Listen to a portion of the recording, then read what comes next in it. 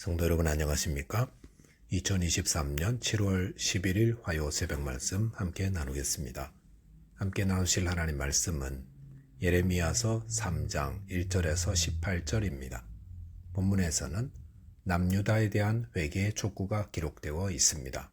본문을 통해서 참된 회개는 마음에서부터 비롯되며 회개할 때 회복의 은혜를 누리게 됨에 대해서 함께 묵상하겠습니다. 첫째 묵상할 내용은 참된 회개는 마음에서부터 비롯된다는 것입니다. 본문을 살펴보려면 당시 상황을 조금 아는 것이 도움이 됩니다. 본문은 유다의 요시야 왕 때에 주신 말씀입니다. 요시야 왕 하면 종교개혁을 행한 왕으로 알려져 있습니다. 예루살렘에 가나안의 여러 우상들을 숭배하는 제단들이 있었는데 요시야 왕이 다 제거하였고 성전을 새롭게 하였습니다.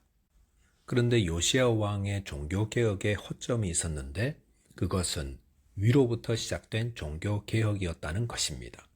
즉 왕이 나서서 우상을 제거하고 성전을 새롭게 했지만 백성들 개개인들은 여전히 우상을 섬기고 있었습니다. 그렇기 때문에 하나님이 예레미야 선지자를 보내어 유다 백성들의 우상 숭배의 죄를 책망하며 회개를 촉구하였던 것입니다. 본문 1절의 말씀은 신명기 24장을 배경으로 하고 있습니다. 율법에서는 이혼당한 여자가 다른 남자의 아내가 되었다 이혼당하면 다시 본 남편이 아내로 취할 수 없도록 규정하고 있습니다. 이것은 하나님의 백성인 유다 백성들이 하나님을 떠나 가나안의 우상들을 섬기며 영적으로 음란을 저질러서 하나님께 버림받을 수밖에 없다는 사실, 즉 유다가 하나님께 심판받을 수밖에 없다는 사실을 알려주고 있습니다.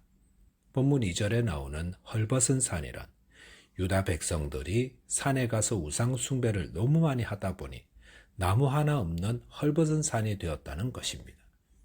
광야에 있는 아라바 사람이란 산적과 같은 자들인데 유다 백성들이 이런 도적들 같은 욕심과 탐욕을 가지고 우상을 숭배했음을 말합니다. 본문 3절에서 그러므로 단비가 그쳤고 늦은 비가 없어졌느니라 라고 하였는데 이것은 유다 백성들의 우상 숭배죄 때문에 하나님의 은혜를 상징하는 단비와 늦은 비가 그쳤다는 것입니다. 그런데도 그들이 모른다고 했습니다. 본문 4절 5절 보시면 유다 백성들이 마치 회개하는 것 같은 말을 한다고 했습니다.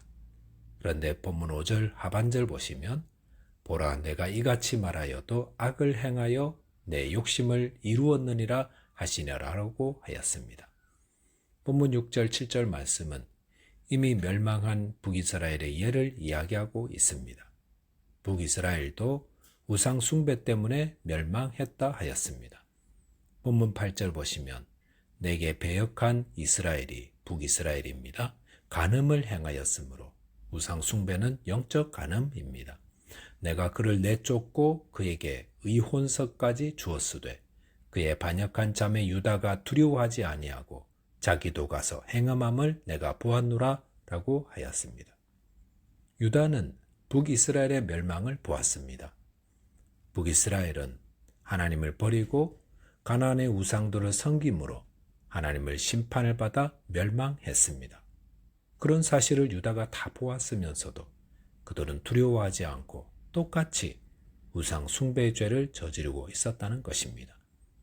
본문 10절 보시면 이 모든 일이 있어도 그의 반역한 자매 유다가 진심으로 내게 돌아오지 아니하고 거짓으로 할 뿐이니라 여호와의 말씀이니라 라고 하였습니다. 여기 보시면 반역한 자매 유다는 거짓으로 돌아왔다고 하였습니다. 진정한 회개가 아니라 흉내만 냈다는 것이지요. 참된 회개는 각 개개인의 마음에서부터 비롯되어야 합니다. 유다 백성들은 요시야 왕이 행한 종교개혁을 통해 겉으로는 회개하는 것처럼 보였습니다. 하지만 여전히 자기의 욕심과 탐욕과 음란을 버리지 못하고 겉으로만 회개한다 했었습니다. 그러므로 하나님께서 예레미야를 통해 백성들의 진정한 회개를 촉구하시는 것입니다. 저와 여러분은 어떻습니까? 저와 여러분이 마음으로부터 회개하는 자 되도록 성령의 도움을 구하게 되시기 바라겠습니다. 둘째로 묵상할 내용은 회개할 때 회복의 은혜를 누린다라는 것입니다. 본문 11절에 보시면 여호와께서 내게 이르시되 배역한 이스라엘은 반역한 유다보다 자신이 더 의로움이 나타났나니라고 하였습니다. 하나님은 심판받아 멸망한 북이스라엘이 현재 반역한 유다보다 더 의롭다고 하였습니다. 이것은 북이스라엘이 남유다보다 상대적으로 범죄의 정도가 가볍다라는 말로 이해할 수 있습니다.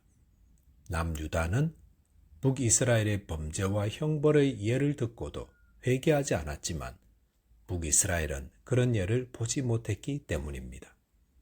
본문 12절 보시면 북이스라엘을 향하여 배역한 이스라엘아 돌아오라. 나의 노한 얼굴을 너희에게로 향하지 아니하리라. 나는 긍휼이 있는 자라 너를 한없이 품지 아니하느니라 라고 하였습니다. 이것은 북이스라엘이 이미 심판받아 멸망하였지만 그럼에도 그들을 향한 하나님의 사랑은 변함이 없음을 보여줍니다. 그러면서 돌아오기만 하면 하나님의 진노를 거두시고 사랑의 관계를 회복하신다는 말입니다. 본문 13절 보시면 너는 오직 내 죄를 자복하라 하였습니다. 죄로 인해 심판받은 북이스라엘이 용서받고 회복되는 유일한 조건은 바로 그들이 죄를 자복하고 회개하는 것입니다. 하나님의 무한한 긍휼은 항상 죄인의 회개가 전제되어 있습니다. 만약 이 회개조차 까다로운 조건으로 여기는 분이 계시다면 그런 사람은 하나님의 사랑을 받기에 합당하지 못할 것입니다. 본문 14절에서 하나님은 배역한 자식들아 돌아오라 하면서 나는 너희 남편이라 하십니다. 하나님은 음란하기 이를 데 없어 버림받아야 할 남유다를 향해 심판을 말씀하시면서도 또 여전히 나는 너희 남편이라고 하십니다. 그러면서 돌아오라고 호소하고 계십니다. 이것은 무엇을 말씀합니까? 하나님이 죄 가운데 있는 그의 백성들을 심판하시는 이유는 심판이 목적이 아니라 죄를 회개하고 회복하게 하기 위함이다 라는 말입니다. 우리가 아무리 흉악한 죄를 저질렀더라도 진심으로 통회하는 마음으로 죄를 고백하고 진심으로 회개한다면 하나님은 그 어떤 죄악도 다 용서해 주시고 회복의 은혜를 베푸십니다. 본문 15절에 보시면 내가 또 내 마음에 합한 목자들을 너희에게 주리니 그들이 지식과 명철로 너희를 양육하리라 하였습니다. 회개하여 회복될 하나님의 백성들에게 하나님은 신실한 목자를 보내신다 하였습니다.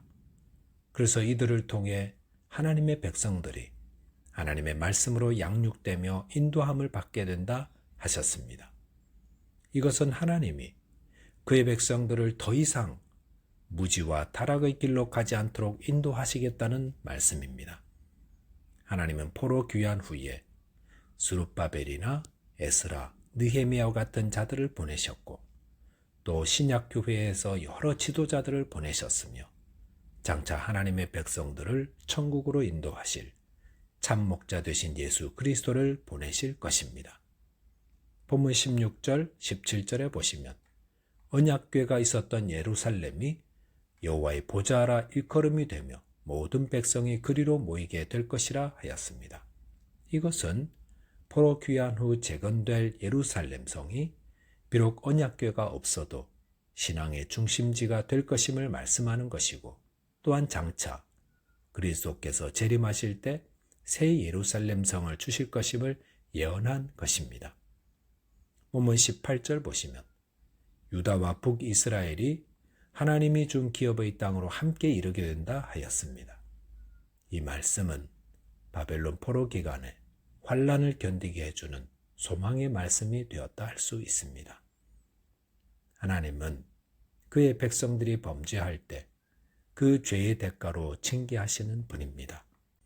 그러나 그 징계는 그들을 회개하여 회복시키려는 것입니다. 저와 여러분께서 날마다 자신의 죄를 회개함으로 하나님의 회복의 은혜를 누리는 자 되시기 바라겠습니다. 기도하겠습니다. 하나님 아버지, 저희 안에 회개의 영을 부어 주옵소서. 그리하여 마음으로 회개하게 하시고 하나님의 회복의 은혜를 누리며 하나님께 영광 돌리는 자 되게 하여 주옵소서. 예수 그리스도 이름으로 기도하옵나이다. 아멘. 오늘도 믿음으로 승리하는 하루 되시기 바라겠습니다. 감사합니다.